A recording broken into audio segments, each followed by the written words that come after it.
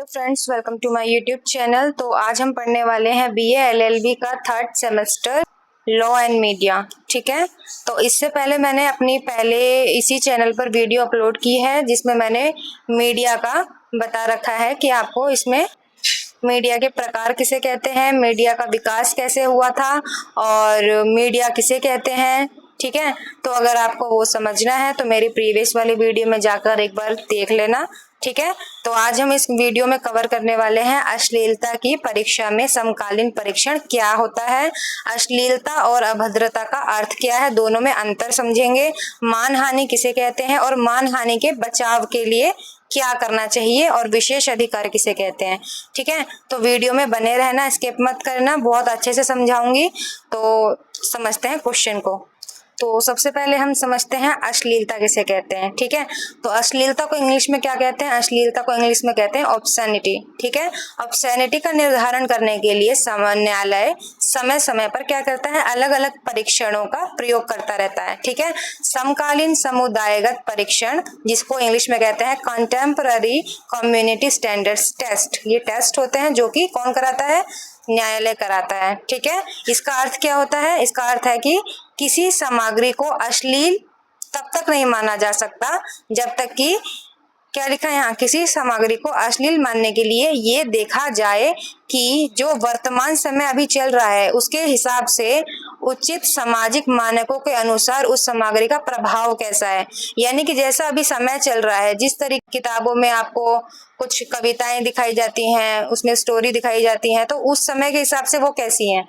ठीक है, इस परीक्षण में केवल किसी एक व्यक्ति की व्यक्तिगत पसंद को या उसकी नापसंद को आधार नहीं माना जाता, बल्कि यह देखा जाता है कि सामान्य समझ रखने वाले लोगों के बीच उस सामग्री को किस रूप में देखा जाएगा। यानी कि किसी एक व्यक्ति के लिए यहाँ पे ये चीज नहीं माना जाएगा कि वो अश्लील है, ठीक है, या फिर उसमें कुछ बुराई है, अश्लीलता का नाम नहीं दिया जाएगा उस चीज को। ठीक है, समय के साथ समाज के विचार, नैतिकता और सामाजिक दृष्टिकोण बदलते रहते हैं। ठीक है, जैसे जैसे समय आगे बढ़ता है वैसे वैसे समाज के सामाजिक तरीके को देखने का भी नजरिया बदलता रहता है। इसलिए अश्लीलता का निर्धारण भी उस समय के सामाजिक वातावरण को ध्यान में रखकर किया जाता है। ठीक है, इसका उद्देश्य अभिव्यक्ति की स्वतंत्रता। अभिव्यक्ति की स्वतंत्रता क्या होती है, अभिव्यक्ति की स्वतंत्रता होती है, स्वतंत्रता कि हर एक व्यक्ति को अपनी फीलिंग, अपनी बात करने का, अपनी बात बोलने का अधिकार है, स्वतंत्रता है उसको। ठीक है, तो क्या लिखा है यहाँ, इसका उद्देश्य अभिव्यक्ति की स्वतंत्रता और समाज की नैतिक संवेदनाओं के बीच संतुलन स्थापित करना है।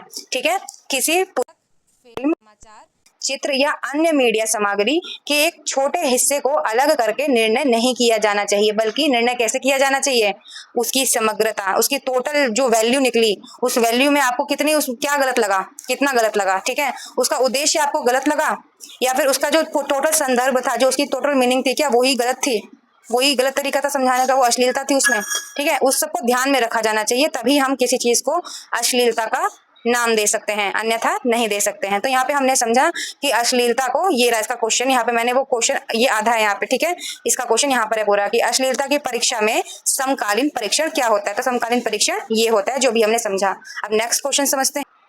नेक्स्ट क्वेश्चन है हमारा, अश्लीलता एवं अभद्रता से आप क्या समझते हैं, दोनों में क्या अंतर है। ठीक है, तो बच्चों सबसे पहले समझते हैं अश्लीलता। अश्लीलता को क्या बोलते हैं इंग्लिश में, अभी भी बताया था, पहले भी बताया था और अभी भी बता रही हूँ, ऑब्सैनिटी। ठीक है, अश्लीलता यानी ऑब्सैनिटी और अभद्रता को इंग्लिश में कहते हैं इंडिसेंसी। ठीक है, दोनों का संबंध, जो दोनों का रिलेशन है, ऐसी सामग्री से हो सकता है जो सामाजिक नैतिकता, शिष्टता के विरुद्ध मानी जाती है। ठीक है, लेकिन दोनों की जो प्रकृति, जो नेचर है और गंभीरता वो अलग अलग होती है। मतलब कि इसमें ये बोल रहा है कि आप कभी भी अश्लीलता को या अभद्रता को जब आप देखें तो एक साथ ना समझे कि इसका मतलब दोनों का सेम ही है, नहीं, इन दोनों का मतलब अलग अलग है। ठीक है, कैसे है वो समझते हैं। अश्लीलता का अर्थ होता है, किस सामग्री से होता है, ऐसी सामग्री से होता है जो मुख्य रूप से कामुक या यौन भावनाओं को उत्तेजित करने वाली हो, जिसमें कि जैसे आप कोई मूवी देख रहे हो, उसमें कोई गलत तरीके से आपको प्रदर्शित किया जाता है जिससे आपके मन में गलत भावना आती है, तो उसको, वो चीज किसमें आती है, वो चीज आती है अश्लीलता में। ठीक है, अश्लीलता में। ठीक, तो जिसका प्रभाव सामाजिक रूप से गंभीर रूप से आपत्तिजनक माना जाता है। यदि कोई सामग्री व्यक्ति को कामुक रूप से उत्तेजित करने या यौन भावना भड़काने के उद्देश्य से प्रस्तुत की गई हो तो उसे अश्लीलता के संदर्भ में देखा जा सकता है। ठीक है, इसके विपरीत अभद्रता होती है। अभद्रता को क्या कहते हैं? अभद्रता को सामान्य शिष्टाचार, मर्यादा या सभ्यता के विरुद्ध आचरण अथवा सामग्री से है। यानी कि अभद्रता वहां पे आएगी जहां पे मर्यादा का अनादर किया जा रहा हो, शिष्टाचार ना किया जा रहा हो, ठीक है, मर्यादा का पालन ना किया जा रहा हो। ठीक, हर अभद्र सामग्री आवश्यक रूप से अश्लील नहीं होती है। अच्छा, अब इसमें मुख्य अंतर क्या है? इसमें मुख्य अंतर है कि जो तुम्हारा अश्लीलता वर्ड है, इस वर्ड में क्या होता है? कामुकता और यौन उत्तेजना से इसका मतलब होता है, जबकि अभद्रता का संबंध किससे होता है? अभद्रता का संबंध व्यापक रूप से शिष्टता और सामाजिक मर्यादा से होता है। इसीलिए अश्लीलता को अभद्रता की तुलना में अधिक गंभीर माना जा सकता है। ठीक, नेक्स्ट क्वेश्चन समझते हैं। मानहानि से आप क्या समझते हैं? तो बेटा मानहानि का मतलब होता है इंग्लिश में डिफामेशन। डिफामेशन का मतलब ये होता है कि व्यक्ति के संबंध में एक ऐसा झूठा या उसके इज्जत को नुकसान पहुंचाने वाला कथन, लेख, संकेत या प्रकाशन, कुछ भी उसके बारे में छाप देना, उल्टी सीधी खबर, जिससे समाज में उस व्यक्ति की जो इज्जत है, जो नाम है, उसका जो प्रतिष्ठा है, वो कम हो जाती है और उसके चरित्र अथवा सम्मान के प्रति लोगों की धारणा, उसके प्रति जो लोगों की सोच होती है वो गलत हो जाती है। तो उसको क्या कहते हैं? मानहानि कहते हैं। तो भारतीय दंड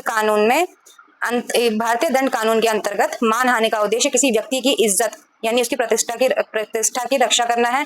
किसी व्यक्ति की प्रतिष्ठा उसके व्यक्तित्व और सामाजिक जीवन का बहुत ज्यादा महत्वपूर्ण हिस्सा होता है। मतलब कि एक व्यक्ति की इज्जत जो है, उसकी प्रतिष्ठा, उसका नाम, उसके काम से भी ज्यादा बहुत ज्यादा महत्वपूर्ण होता है।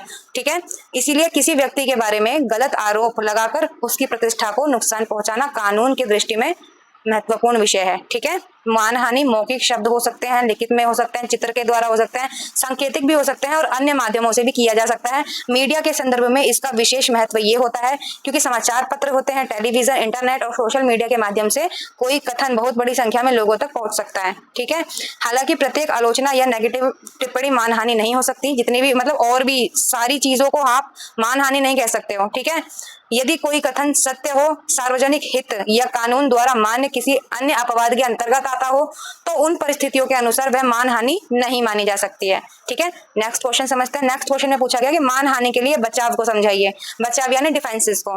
ठीक है, तो मानहानि के मामले में अभियुक्त को कुछ कानूनी डिफेंसेस उपलब्ध होते हैं। इसका उद्देश्य यह है सुनिश्चित करना है कि सत्य हो, उचित आलोचना हो और सार्वजनिक हित में किए गए कार्यों को अनावश्यक रूप से अपराध माना जाए। ठीक है, सबसे पहला ट्रुथ, दूसरा गुड फेथ, ठीक है, तीसरा है सार्वजनिक हित, जैसे कि अभी पहले समझाया था। ट्रुथ में क्या है? यदि किसी कथन को सत्य साबित किया जाए, अगर उसे सत्य साबित कर दिया जाए और उसका प्रकाशन कानून के अनुसार उचित था, तो यह मानहानि के विरुद्ध महत्वपूर्ण बचाव हो सकता है। दूसरा बचाव क्या होता है? Good faith. इसमें क्या होता है? यदि किसी व्यक्ति ने किसी सार्वजनिक प्रश्न या सार्वजनिक कार्य से जुड़े विषय पर ईमानदार और उचित आलोचना की है, सही आलोचना की है, तो उस परिस्थिति में भी इसका संरक्षण मिल सकता है। इसके अतिरिक्त सार्वजनिक हित क्या होता है? सार्वजनिक हित न्याय कार्यवाही और की निष्पक्ष रिपोर्टिंग। ठीक है, किसी एक पक्ष में ना बोलकर निष्पक्ष रिपोर्टिंग करे, न्यायालय में कही गई बातों के संबंध में प्राप्त विशेष संरक्षण तथा उचित प्राधिकारी के समक्ष सद्भावना से की गई शिकायत भी इन परिस्थितियों में बचाव का आधार हो सकती है। ठीक है, नेक्स्ट क्वेश्चन समझते हैं। नेक्स्ट क्वेश्चन है हमारा विशेषाधिकार किसे कहते हैं? विशेषाधिकार को इंग्लिश में प्रिविलेज कहते हैं। इससे आशय ये होता है एक विशेष अधिकार मिलना, जैसे कानून संरक्षण से है, इसमें कानूनी संरक्षण मिलता है जिसके कारण किसी विशेष परिस्थिति में कहीं या प्रकाशित की गई बात के लिए व्यक्ति को मानहानि के दायित्व से छूट मिल सकती है। ठीक है, इसका उद्देश्य यह सुनिश्चित करना है कि महत्वपूर्ण सामाजिक, न्यायिक या सार्वजनिक कार्य बिना अनावश्यक कानूनी भय के किया जा सके। ठीक है, कोई भय न रहे कानून का। विशेष अधिकार मुख्यतः दो प्रकार के हैं, पहला एब्सोल्यूट प्रिविलेज, दूसरा क्वालिफाइड प्रिविलेज। पहला जो है हमारा पूर्ण विशेषाधिकार, इसमें क्या है? कुछ निश्चित परिस्थितियों में व्यक्ति को पूर्ण कानूनी संरक्षण प्राप्त होता है। उदाहरण के लिए न्यायिक कार्यवाही या विधायी कार्यवाही के दौरान कानून द्वारा संरक्षित कथनों के संबंध में यह सिद्धांत लागू हो सकता है। दूसरा है सशर्त विशेषाधिकार। इसमें क्या होता है? जब कथन सद्भावना में उचित उद्देश्य से और ऐसी परिस्थिति में किया गया हो जहां उसे कहना या प्रकाशित करना उचित होता है। यदि यह सिद्ध हो जाए, ठीक है, कि कथन दुर्भावना से किया गया था, तो विशेषाधिकार का लाभ प्राप्त हो सकता है। अतः विशेषाधिकार का उद्देश्य मानहानि जो आपकी होती है प्रतिष्ठा के प्रति, वो प्रतिष्ठा और स्वतंत्र अभिव्यक्ति के बीच में संतुलन बनाने का काम करती है विशेषाधिकार, प्रिविलेज। ठीक है, तो आई होप आपको ये वीडियो समझ में आई होगी, आपको ये क्वेश्चन समझ में आए होंगे। वीडियो कैसी लग रही कमेंट करके जरूर बताना। और इससे फर्स्ट वाली वीडियो जो इसमें यूनिट फर्स्ट है उसको भी जाके समझना, ये यूनिट थर्ड है इसको भी समझना। कोई भी डाउट हो तो कमेंट बॉक्स में बताना, मैं सबके कमेंट का रिप्लाई करूंगी। ठीक है, मिलते हैं अगली वीडियो में, तब तक के लिए बाय बाय।